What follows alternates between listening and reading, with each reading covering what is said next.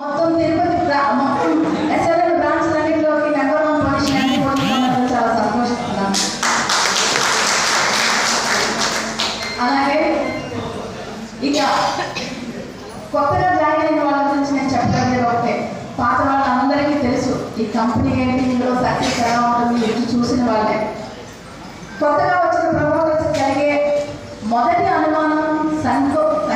అనుమానం ఒకటే, నేను క్లయింట్ని పట్టుకోగలనా, నా కస్టమర్ దొరుకుతారా, నేను సాధించగలనా. నాకు తెలిసిన ఒక 5 మందికో 10 మందికో 20 మందికో చెప్పాను, ఎవరో ఇంట్రెస్ట్ చూపించలేదు అంటే ఇంకా తెలియని వాళ్ళు ఏం నమ్మి కొంటారు అని ఆలోచించచ్చు.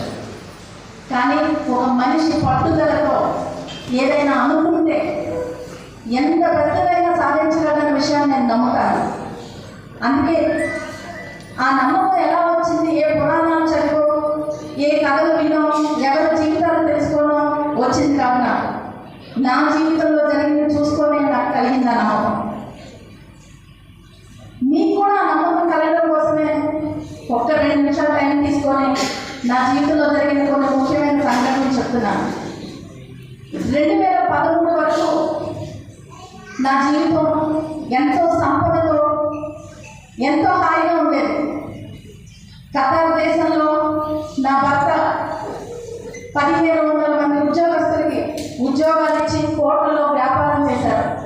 అలాగే నేను కూడా ఒక బ్యూటీ పార్లర్ పెట్టుకొని అందులో 2 షిఫ్ట్లు 8 మంది చొప్పున 16 మందికి ఉద్యోగాలు ఇచ్చి నేను అక్కడ వ్యాపారాన్ని నడిపించాను.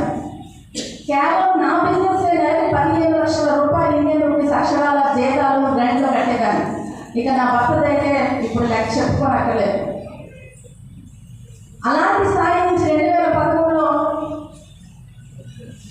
నా భర్తకు సంబంధించిన ప్రతి వ్యాపారాన్ని, ఆస్తిని, అన్నిటినీ చిన్న అక్కడ ఉన్న లాన్ని రూపుకొని వాడుకొని అక్కడ మనుషులు మొత్తం కబ్జా చేశారు. అప్పుడు మా స్థాయి ఎక్కడికి వచ్చిందంటే తిరగబడిపోయింది. ఆ తిరగబడింది కూడా ఎన్నో నెలలు, సంవత్సరాలు పడలేదు. కేవలం 2 నెలల్లో నా స్థితి ఎక్కడికి వచ్చిందంటే 2 పిల్లల్ని ఇండియా తీసుకొని వచ్చి కేవలం 12,000 రూపాయలకి హైదరాబాద్లో పనిచేస్తున్నాను. నేను 15 లక్షల జీతాలు ఇచ్చిన నేను కేవలం 12,000 రూపాయలకి రోజుకి 12 గంటలు నిలబడి పనిచేశాను. కేవలం నా పిల్లల్ని పోషించుకోవాలని తప్పనితో. అయితే అలాంటి స్థితిలో కూడా నేను పని వదలలేదు. పని చేసుకుంటూనే బాధపడడం మొదలుపెట్టాను. బాధపడుతూ కూర్చోలేదు, ప్రయత్నించాను. అప్పుడే నా జీవితంలో విచిత్రం జరిగింది. మీ అందరికీ ఒక సామెత చాలా మందికి తెలిసే ఉంటుంది, కలిసి వచ్చే కాలం వస్తే నడిచి వచ్చిన కొడుకు పోతాడని.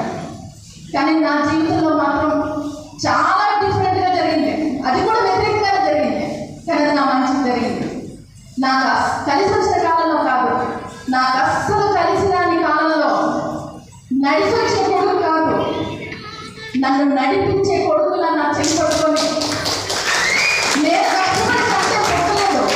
ఎక్కడో మారుమో మహాచరి సుదర్శనమ్మ అనే ఒక దేవత నా కోసం ఎప్పుడో కనిపెట్టింది. ఆ వ్యక్తే కళ్యాణ్. ఈ సమస్యలన్నింటినీ అతని కాదు చెప్పాను. నేను ఇన్ని సమస్యల్లో ఉన్నాను. బ్రతకడం సమస్య కాదు, మనిషి అనేవాడు బ్రతకచ్చు, ఏ పని చేసుకోలేనో బ్రతకచ్చు. కానీ నా సమస్యలు ఎలా తెచ్చాలో నాకు అర్థం కావడం లేదు. నా కుటుంబాన్ని ఎలా నిలబెట్టుకోవాలో తెలియడం లేదని చెప్పాను.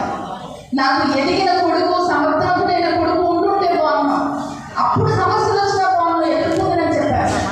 అప్పుడు తను ఒకటే మాట చెప్పాడు, నేనే మీ కొడుకుని అనుకోండి, నేనే మీ పెద్ద కొడుకుని, మీ ఆయుధాన్ని వచ్చేసారు, మీరు ఇప్పుడు ఏం చేయాలో చెప్పండి, చేద్దాం, ఏంటో మీ సమస్య చెప్పండి అని అడిగాడు. ఆ రోజు నా సమస్య చెప్పినప్పుడు తను చెప్పింది ఒకటే, ఇది మీ ఒక్క సమస్య కాదు, ఇది మనం తీర్చలేము, ఇది చాలా పెద్ద సమస్య, ఇది 2 దేశాల మధ్య సమస్య. దీన్ని తీర్చాలంటే మనకు కావాల్సిన రాజకీయ సపోర్ట్, పొలిటికల్ సపోర్ట్ లేకుండా మనం ఏం చేయలేమని చెప్పాడు. ఆ రోజు నేను సుష్మా స్వరాజ్ని ఎలా కలాలి అని చాలా మందిని అడిగాను, కానీ కలవలేకపోయాను. అప్పుడు కళ్యాణ్ చెప్పాడు, సుష్మా స్వరాజ్ దగ్గర మనం వెళ్ళినా కూడా ఏ పని జరగదు, పక్కన పెట్టేస్తారు, ఆ పేపర్ని ప్రయత్నిస్తారు కానీ పర్సనల్గా ఎవరు తీసుకోరు. పొలిటికల్ సపోర్ట్ మనకు రావాలంటే మన అవసరం వాళ్ళకు ఉండాలి, అప్పుడే వాళ్ళు మనకు సపోర్ట్ చేస్తారు. అప్పుడు ఏం చేయాలని అడిగాను.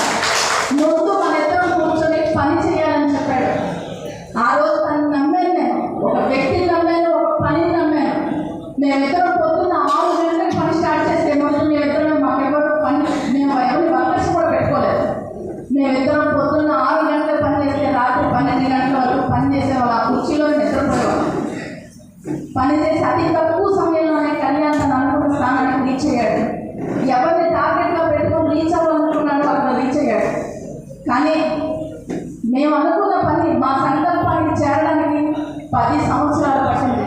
10 సంవత్సరాలు మేము ఏ సంపాదించా ఎలా బతుకుతున్నాము అని ఆలోచించలేదు. మా లక్ష్యం వైపు మా చూపు ఉంది. ఆ లక్ష్యం వైపు చూపుకే 10 సంవత్సరాల తర్వాత నేను ఢిల్లీలో సుష్మా స్వరాజ్ని కలలేనేమో అనుకున్నప్పుడు అప్పటి విదేశాంగ మంత్రిని కలవడానికి ఢిల్లీ వెళ్ళినప్పుడు ఎయిర్పోర్ట్కి కాల్ వచ్చింది. గవర్నమెంట్ మాకు గెస్ట్ రూమ్ ఇచ్చింది. అక్కడ నుంచి విదేశాంగ మంత్రి ఐఏఎస్ ఆఫీసర్లు అందరూ అభయం ఇచ్చారు, తప్పకుండా నీ పని చేస్తామని. ఒక స్ట్రాంగ్ లెటర్ నుంచి కళ్యాణ్ని పంపించారు. అతను ఖతార్ వెళ్తున్నప్పుడు నేను అతను చెప్పింది ఒకటే, నా 2 కళ్ళు పెట్టుకొని నువ్వు ఆయన చూసిరా అని చెప్పాను.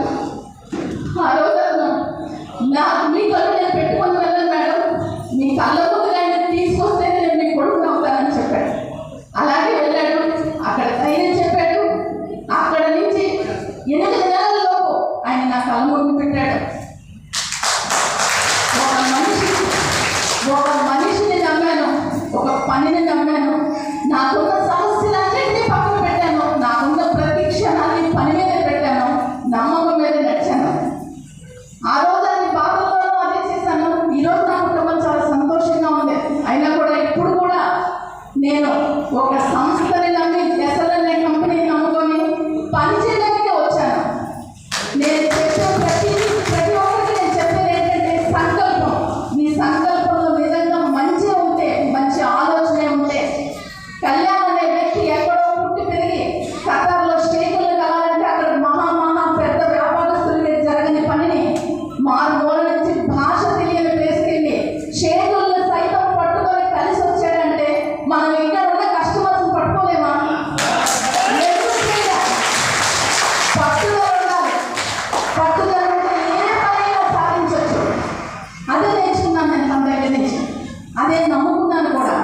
ఇక మీ అందరి విషయానికి వస్తే, ఆ రోజు మా ఫెయిల్యూర్ కారణం మా బ్రాండ్ వాల్యూ లేదో, మేము ఆదాయాన్ని అడుగు ఎక్కడెక్కడి నుంచో ఇన్వెస్ట్మెంట్లు పెట్టి ఎవరి ప్లేస్లోనో ఎందుకు వచ్చేసి దాన్ని మొత్తం వాళ్ళు కబ్జా చేసి మోసం చేస్తే డబ్బు కొనుక్కొని పర్వాలేదు, జీవితాన్ని కోల్పోయాను. నేను అన్నీ కోల్పోయాం. కానీ ఆ రోజు మాకు ఇలాంటి సంస్థ మాకు అండగా లేదు, దొరకలేదని బాధపడుతున్నాను. కానీ మీకు ఈరోజు ₹1 మీరు పెట్టుబడి లేదు, ఏ క్లయింట్ దగ్గరికి ఒక వెహికల్ మీరు పంపించక్కర్లేదు, ఏ అడ్వర్టైజ్మెంట్లు మీరు చేసుకోనక్కర్లేదు. మీరు ఇక్కడ ఒక స్థలం ఉంది, మీకు అవసరమైతే కొనుక్కోండి ఒక ఇన్ఫర్మేషన్ ఇస్తే చాలు. ఆ మొత్తం లాభ నష్టాలు, కష్ట నష్టాలు మొత్తం కంపెనీ పడుతుంది. అందులో మీకు ఏ సంబంధం లేదు. పైగా మీరు కేవలం కొంత టైం స్పెండ్ చేసి చేసిన పనికి మీ డబ్బు ఎవరి దగ్గర ఉండిపోతుందో, మీరు ఏం చేస్తున్నారో భయపడక్కర్లేదు. మీరు టైం స్పెండ్ చేసిన దానికి ప్రతి నెల 5వ తారీఖున మిమ్మల్ని పిలిచి సత్కరించి మీ డబ్బులు మీ చేతిలో పెడుతున్నారు. ఇంతకంటే ఏ మనిషికి సొంత కుటుంబం కూడా అందలేదు. నిజంగా నాకు చాలా సంతోషంగా ఉంది. ఇన్ని ఏళ్లలో ఇన్నాళ్ళకైనా ఇలాంటి ఎస్ఎల్ఎన్ లాంటి కుటుంబంలో నేను కూడా ఒక సభ్యురాలైనందుకు చాలా ఆనందపడుతున్నాను.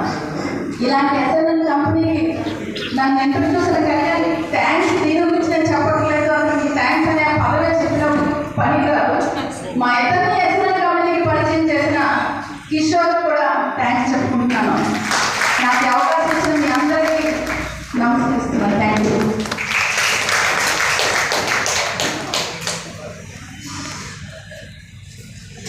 నమస్కారం.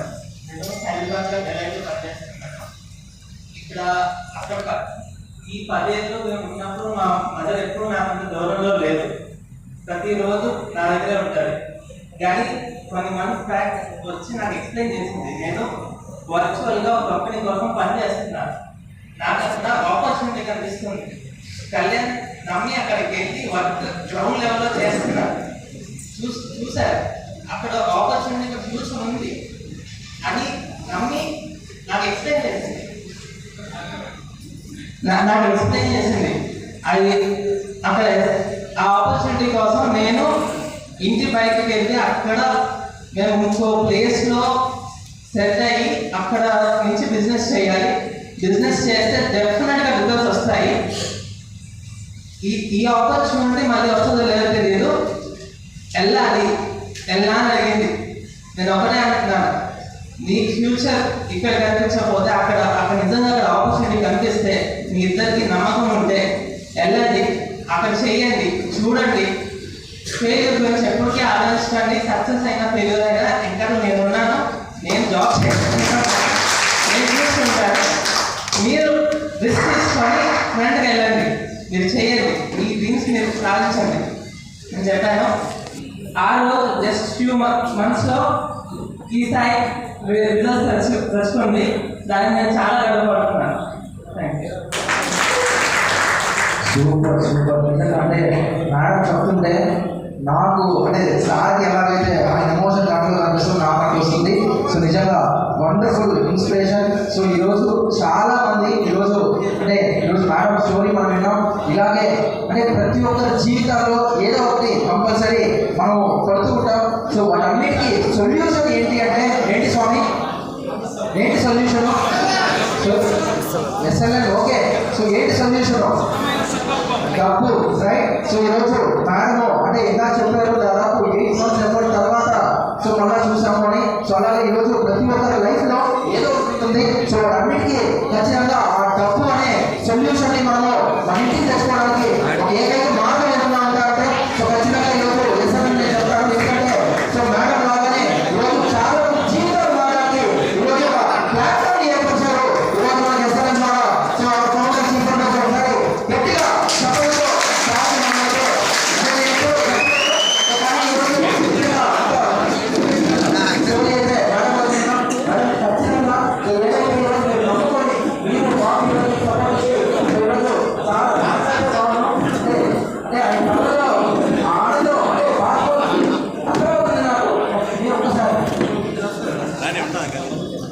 Okay right. సో ఈరోజు ఖచ్చితంగా మేడం ఈరోజు మీరు ఏదైతే నమ్ముకొని ఈరోజు ఈ ప్లాట్ఫామ్ నమ్ముకున్నారో 100% మీ ప్రకటన ఉంటే కంపెనీ ఎప్పుడు మీకు తోడు చేయడం 100%. ఎవరైతే ఈరోజు ఎస్ఎల్ఎన్ నమ్మి పనిచేస్తారో 100% మన జీవితాన్ని మార్చుకోవడానికి 100% కంపెనీ ఎప్పుడు వెళ్ళిపోతారో. ఈరోజు వ్యాపారం జరగవచ్చు, రేపు వ్యాపారం జరగవచ్చు, కానీ ఎవరైతే కంపెనీ నమ్ముకుంటారో వాళ్ళకి ఎప్పుడు కూడా వెన్నట్టు ఉండి సపోర్ట్ చేయడానికి మేము ఎల్లప్పుడూ మీ వరకు ఉంటాం 100%. So thank you madam, thank you very much. So ఈరోజు ఒక మంచి ఇన్స్పిరేషన్ అయితే అందరికీ కూడా మీరు ఇచ్చారు. అండ్ 100% లేడీస్కి ఒక రోల్ మోడల్ అయితే మీరు నిలవడం జరిగింది. Thank you. So thank you, wonderful. Thank you.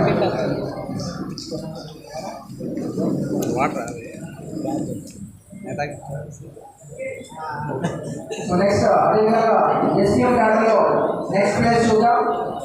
Next SPM క్యాడర్లో నెక్స్ట్ ప్లేస్ లో వెంకటరమణ గారు స్టేజ్ మీదకి రావాల్సిందిగా కోరుతున్నాను. హరికృష్ణ